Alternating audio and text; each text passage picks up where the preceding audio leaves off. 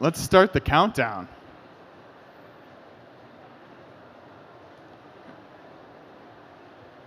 Test microphones. I don't. Oh, it works.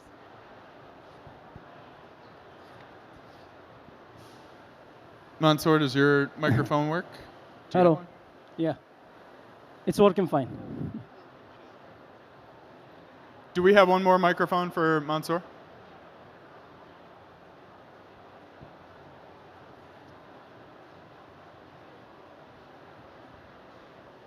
Okay, welcome everyone to the last topic of the day. Executive Think Tank Panel, Balancing the Books, Achieving and Sustaining Operating Profits in Entertainment. Please help me welcome Karim Fayed, General Manager Operations, Al Taim Entertainment. Thank you. Mansoor Ahmed, Executive Director, MEA Colliers. Thank you. And Natalia Baklina, it's close, partner at Leisure Development Partners. Thank you. A couple of the things that we're going to talk about tonight are what may not seem like balancing the books, but it's instrumental in the opportunity to get it right off the bat. So Natalia, let's start with you. Where does balancing the budget start? In what phase of the project should financials be discussed? Wow. I believe it should start at the very, very, very early stages during the strategic planning and development, before you even have the site, before you even have the concept, maybe when you have the idea, to understand what the market opportunity is. Then means that you understand the scale of the attraction or the destination, you understand what infrastructure needs to be created, you understand how much can be invested that makes sense from financial perspective. Of course, if you are interested in the financial perspective and balancing the books, it's absolutely essential, because if some of the mistakes are happened during the planning stages, it's very, very difficult to remedy that later on. You can make it a little bit better, but the money required to remedy the mistakes that are made early on is quite a lot, and some of it cannot be managed. Karim, how important is the business plan and understanding your target audience? Understanding target audience is the most critical when you build a business. You have to conduct market research. So in Al Uthim Group, I will talk mainly because we are specified in entertainment and we have more than 60 locations in the Middle East. When we start to put in our plan some territory or some demography, we put a lot of research and study about the area, starting from the country itself, because you have a difference of customer language, interest, culture. So all of these such kind of things, you have to understand it very well before you put your feasibilities and put your plan to target a specific audience.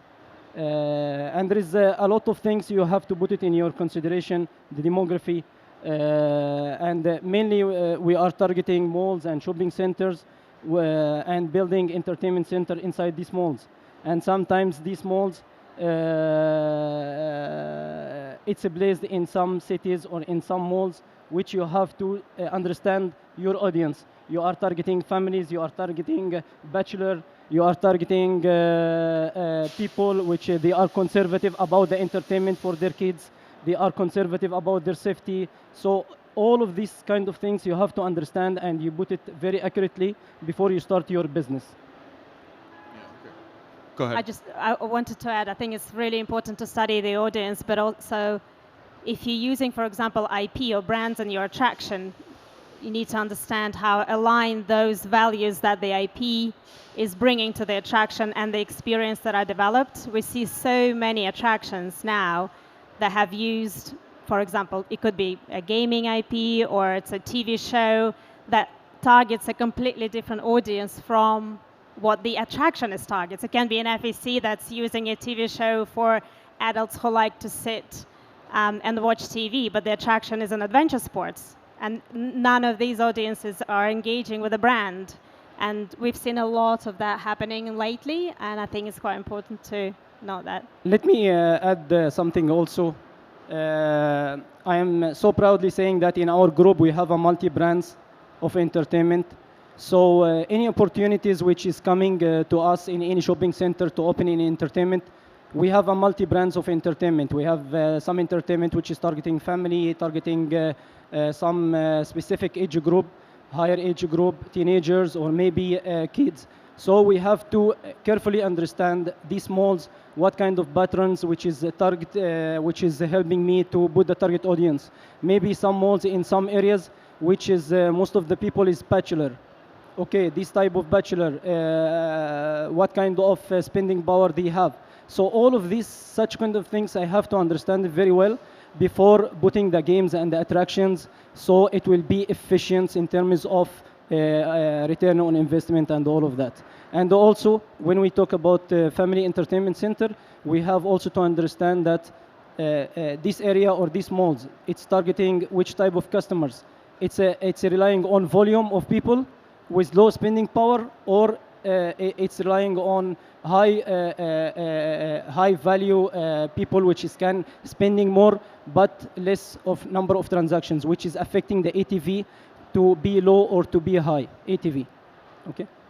And what's also interesting in that is how different audiences interact or don't want to interact with each other, and how you can manage that and diversify the attraction. You can target kids during the day, families during the weekends, teenagers come later on, but then also if there's any school group development or any sort of edutainment element in the attraction, that they come during the week, and sort of balancing these kind of patterns between weekends, weekdays, and different seasons is also something that can maximize your profits and maximize your attendance.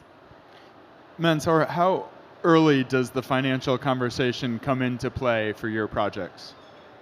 I think we have worked on a lot of projects. We work with you on Al-Ula also a lot of projects. I think the first question is, what is the aim of creating that project? So there are many projects, and I agree with you. I mean, I think you will agree with me that which are not, or which will never be balanced. Because the aim of those projects is to put the country on the world map and other things. So you need to distinguish this.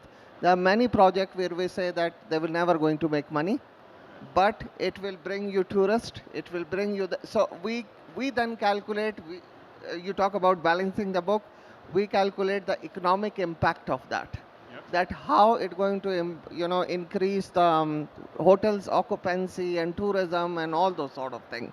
So I think that's important, that whenever you are starting a project, you should know from the beginning that whether it will going to make money or not, and be realistic on that. So I think that's one thing. And the second thing is, obviously each project you need to, before pre-feasibility and then feasibility and the consumer research, and who is your target market? Is it local population? You are trying to bring other people from outside another.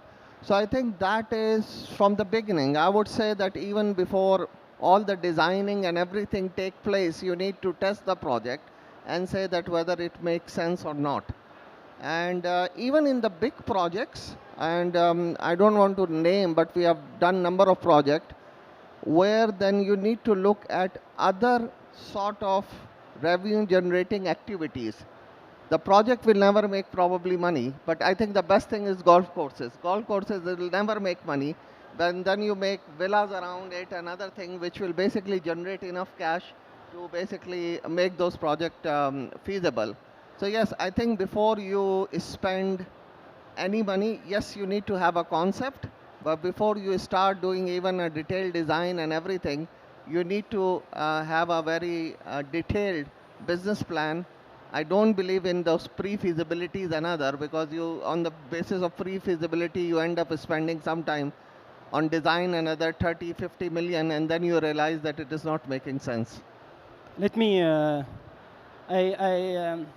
from also perspective of operation of 60 locations among the Middle East here, I'm always focusing when it comes to balancing the books and all of that. I'm always focusing that we have to put all the possibilities to increase our revenues by customer satisfaction and supporting the brand loyalties is very important. But it's very important also to, in any business plan, when we start our projects, we have to put in front of our eyes 3 major cost or expense which can put your projects and sustain for a long time, which is number 1, the property rent or the property value, which you will put your games and machines. Second, the assets or the games or the machines, you have to put the most cost benefit one for the customers, which is targeting the right audience. This is number 2. Number 3, which is the most important, is the manpower, the labor cost. All of these 3 things, if you manage it very well, you can succeed in any business or in the entertainment industry. This is, I can say it, and this is how we sustain for the 60 projects which we have in the Middle East for more than 15 years. And we are going to open, inshallah, more 20 years next year. And we have the confidence from our management to do so because we know how to balance and manage between the revenue and the expense. Thank you. So coming back to that point, you mentioned that the most important is the employees. Are there certain things that Al Utaim does for or looks for in their employees? And one may say, we just talked about employees in the last session, but employees plays such an important part in the success of the business that you can't ignore the manpower when you talk about the finances. Let me say something. See, as I said, number 1, the property value, and this is by negotiation with the landlords, with the shopping center, right? It's easy. Number 2 is the asset value. You will negotiate with the suppliers. Number 3, the manpower, which is the most hardest. But if you implement the right procedures and policies for your employees and put the right policy, then you will succeed. I want to say that manpower in our group, Al Utaim, we create some slogan says, our colleagues for today is our leaders for tomorrow. How we implement this, starting from the recruitment process. When we hire the right people in the right place, then we're distributing them according to the skills and according to their skills in the right place, in the right locations. Then the business seasonality, the traffic of the customer timing, the traffic of the customers, traffic timing of the customers. Then we have to giving a proper training, develop our employees by giving them proper programs which they really need. And if we have some extra to make them advance, we have to put that. And we follow these training programs by assessments, KPIs, keep reminding our employees. Then we have to show them a clear salary scale, clear career path, clear employee benefits and incentive programs. So all of these will increase their also loyalty and their vision to grow. And then lastly, we have to consider them as a partner of success from the operator, which is just started, to the GM of the company. We have to let them feel that. And we have to listen to them, to their thoughts, to their suggestions, with the small notes and the big notes, and let them work happily in a very healthy environment. If we succeed in all of this, then for sure the employee will be happy. We are in entertainment centers. They should feel a smile to the customers, all of this, and then the customer satisfaction will increase, and definitely this will impact financially our revenue to grow and to increase. And from other way, the cost of the manpower will reduce. How? On the contrary of the generic misunderstanding for many organizations, no, it will reduce the cost. Why it will reduce the cost? Because here you will reduce the turnover percentage of the employees when you let them feel that they are part of this success. And you will make a great efficiency of the utilization of the skilled manpower and avoiding to hire new peoples on these higher positions, taking more salary, taking higher salary, and they need more time to understand the business requirements and business needs and to go to the harmony and go to the success story of the organization. Right. Thank you. So, agreed. So, Natalia, at LDP, we're going to switch gears from operations to all the way back in the beginning of the project story. You work on feasibility and strategy. Explain how the findings from these studies impact the design of the project, which ultimately leads to the financial success. Sure, and I think there's maybe a number of types of different projects that it affects in different ways. If we talk about very large projects and large destinations, that's quite a complex relationships between the attractions that bring people and then all the infrastructure and the real estate that has to be built to support those flows, right? So the feasibility study would determine really basic things like scale of all the attractions, scale of all the infrastructure, but also parking spaces, the width of the roads. If we calculate the design day, you know, let's say we build a number of theme parks and a destination and a lot of hotels. If we overestimate the potential a lot, then we will overestimate how much stuff will need to be built. We will overestimate how many roads we need to build, how much electricity we'll need to provide, absolutely everything. And the implication for the capex is huge. It goes into millions and billions potentially of something that perhaps didn't need to be that much. If we talk about smaller projects, of course, it's a bit less of an implication. We determine the size of the attraction. We try to understand arrival and departure patterns, and that dictates various experiences that need to be created. But we also look at things like bottlenecks. If you have a little theater that everybody has to go through during their experience and you can't fit them in, your queues build up and all sorts of things happen that lead to dissatisfaction. Dissatisfaction leads to bad reviews. Bad reviews leads to sometimes failure, sometimes, you know, all sorts of things. Feasibility study also shows how much F&B needs to be created and how much merchandise is warranted. So nothing is overbuilt because every few square meters of built space means significantly more capex investment that needs to be created, and then it can elongate your return indefinitely. Right. Mansoor, we can look at all of the data. We can create feasibility studies. We can create these incredible strategies, but we don't always get it right. So in your experience, what is the best way to fix what we didn't get right? Is it a full redesign? Is it a reassessment? Is it a reevaluation? What does it look like when you didn't get it perfect? I think the first and most important thing is that whatever that concept is, be a small concept, a big concept, we need to see whether there will be a market for that or not. Like 15 years back, I was working for Guggenheim and Louvre Museums and other in Abu Dhabi, and they told us that we have to make it. And I called it not a feasibility study, I said it's a subsidy study, because all your life you will be subsidizing it. So I think you need to make sure that there will be, and especially with the way the things are moving in Saudi, that those projects will have legs. Yeah. It is not a Taj Mahal which you are creating, where some people will come, but those projects have legs. I think the other important thing is never underestimate or overestimate the cost.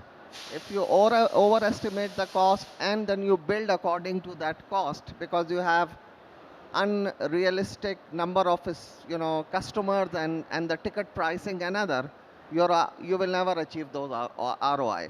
And if you do, you will cut corners, then in few years you will have a lot of renovation and operating expenses will increase because you have compromised on the quality of it. So I think always when we do the work, we make sure that we are realistic. Realistic in targeting the market, realistic in estimating the cost, and realistic in estimating the revenue.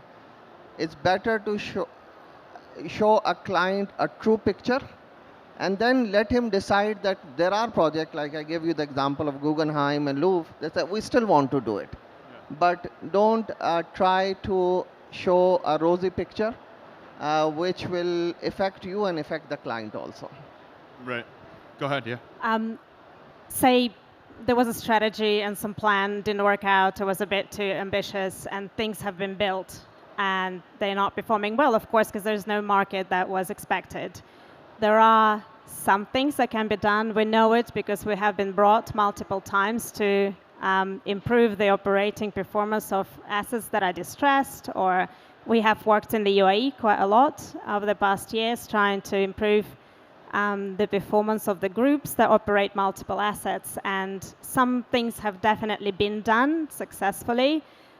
Things like consolidation of some of the functions. What we find, there are a number of functions that are very inefficient. First is staff, and second is admin and general, that nobody really tracks because there's so much in it that nobody really knows what it's made of, and that normally skyrockets into significant numbers that are not normally seen in the US or Europe, where things are very tight and tightly managed. So in the Middle East, we found consolidating staff, cross-training staff to make it possible for the same people to work on various assets, various attractions, perform different functions when they need it. It has helped and has improved quite a lot, and we're still working on it, but some things can be done, not everything. I think I just want to add one more thing, is that whatever you plan you have done, don't stick to it if there is a change in lifestyle and other, and you should be always open for a change. Yep. Because sometimes you just stick to that. One of the best example again in Dubai Polo and Equestrian Club, doing very well, and then all of a sudden it was going down. And we looked at it, what else in the surrounding area people are looking, because that when this was built, it was outside the city. There was hardly 1 or 2 communities around it. And then there become 50 other communities. So what can make this place again attractive without destroying the brand of it? So I think that's important, is that it's not, never be rigid. Open to new ideas and open to change in customer preferences, because preferences may change for one reason or another reason. And also being open to build some accommodation if there isn't any and the project is remote. That has improved many places we have worked on over the years, including some of the Dubai parks that opened without anything. That has helped somewhat. So, speaking of change and switching it up, how do you know when to, from the operations side, how do you know when to reinvest? How do you know when to update? How do you know when to change out attractions or experiences? What are your key indicators for that? That's a very good question for our business. As long as you are in the business for more than 20 years, for sure, you have different varieties of entertainment, and there is a lot of things become outdated. A lot of things is not trendy anymore. So you have to keep your eyes always on implementing a very, very detailed analysis, supported by analysis reports about all your games and machines in each locations, to know and to determine which is making low revenue, which is making high revenue, and you have to specify why it's low, why these games and attraction is not efficient anymore. Is it because it's in the wrong location or in the wrong place? Maybe it's in the same location. If you move it or rotate it, maybe it will make more revenue. So you have first to make detailed analysis for the games to determine the low and the high revenue of the games and the attractions, and accordingly to take decision. Second thing, you have to always to make customer survey. for these games and the attractions. Maybe it's not preferable in such type of customers. Maybe it's targeting different audience. Maybe you did a mistake when you made your business plan from the beginning and when you put the setup of the games. Then you have to interact very quickly. You have to interact very quickly and maybe shift it to the right audience. Number 3, you have to listen carefully again to your employees. You have to listen to your staff, to your employees who's working directly the first line with the customers. You have to listen from them. Because they are the one who understand the customers. They understand the kids. Sometimes the kids, you cannot take survey from them. Sometimes the kids, they cannot impress what they prefer or something like that. So you have to understand from your employees who dealing with these customers. This is the 3 points which is can lead to give you the decision, and you have to take the decision very quickly and interact accordingly. Great. Thank you. Excellent. So we just have a few minutes left, and I'd like to open it up for questions. If anybody would like to know anything from our panel that we haven't covered yet.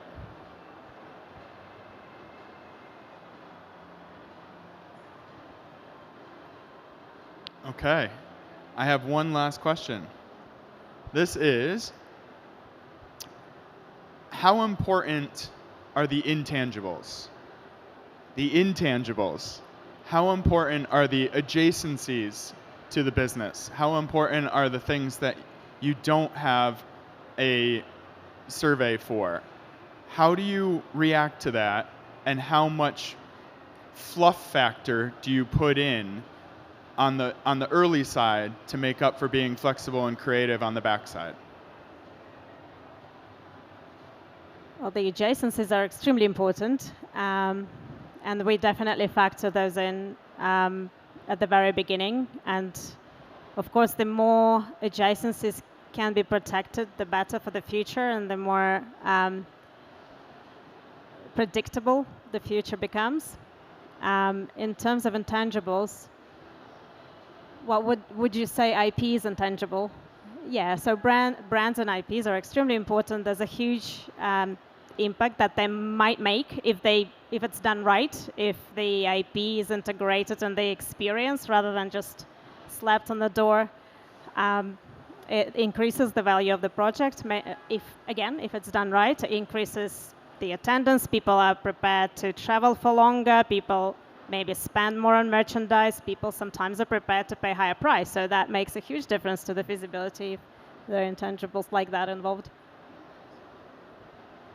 I think we always say that location, location, location, and then the time, because maybe a project is successful 10 years back, or you are doing something which may be successful in 3 years from time. So I think location and the timing, what is needed in the market, that is most important. Great. Go ahead. Before we end the session, I know the timing. Before we end the session, I just want to add something very critical for our entertainment industry, and especially for the empire which we build in terms of 60 location in our group. When it comes to, and that's what makes me excited to talk in this panel.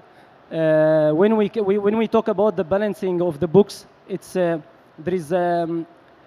we will talk about reducing the cost and increasing the revenues by marketing and supporting by marketing and all of that. But I believe there is 3 critical points which we have to put it in our consideration to sustain the business. To sustain the business, you can make profit for 6 months, for 1 month, but to sustain the growth, you have to provide 3 essential points or critical points. Number 1, safety. Number 1, safety. Safety, and the safety starts from procuring the games and the attractions. Procuring the games and attractions from the well-reputed suppliers and accredited by the official certificates and all of that. You have to implement a very strict set of rules and procedures related to the health and safety. You have to train your employees on these SOPs for health and safety.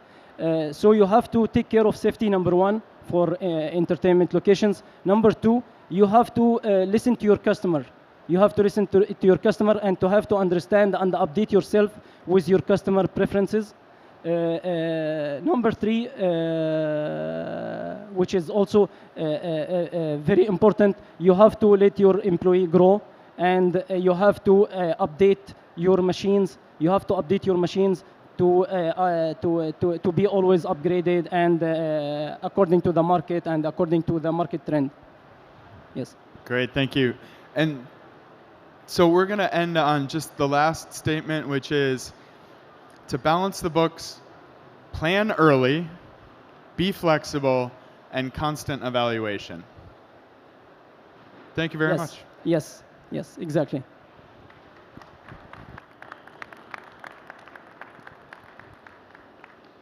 Can I get a mic?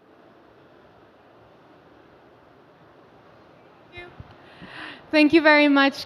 Good evening, everybody. Thank you very much for attending the last session. Thank you so much for our panelists and our moderator, Travis.